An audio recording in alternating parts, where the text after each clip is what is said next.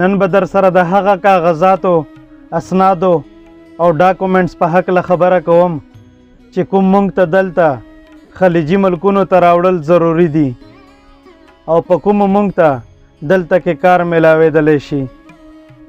لومبی خو دا چې په فوټوکاپي کاغذونو به تاسو ته کار او جابز نه میلاویږي.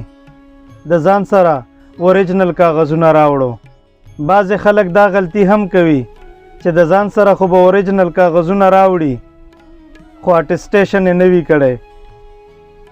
اټسټیشن به د خپل ملک د کونسلیټ نه هم کوئ او چې کوم ملک ته دلته روان وئ نو د هغې د کونسلیټ نه به یې هم کوئ. تیار راشئ، هسې نه چې دا هر څه ونه کوئ او بیا مو کار ونه شي. کیدای شي تاسو ته کار میلاو وي خو د دې د وجې نه به بیا د شوي کار نه پاتې وئ. بل کوشش کوئ چې چېرته فیک آی ډیز، ډاکومنټس او اسناد رانه وړئ. ګنې که حکومت ته پته ولګېده نو دلته په دې باندې په لکونو درهمه فاین ده. د ټیکسي، سیکورټي او دغسې نور ډېر جابز دپاره میټرک اټسټیډ سرټیفیکیټ ضروري دی.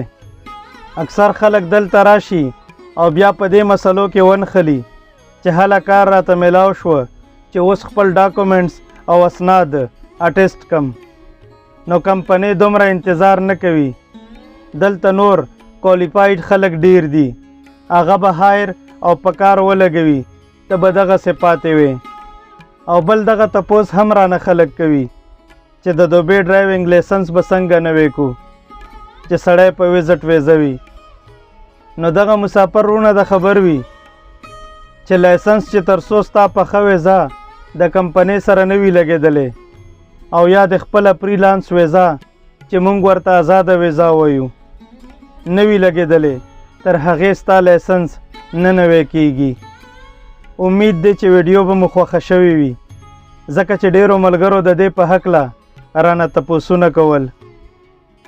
اوس به مطمئن شوي وي او څه نه څه استفاده به یې د دې ویډیو نه شوي وي.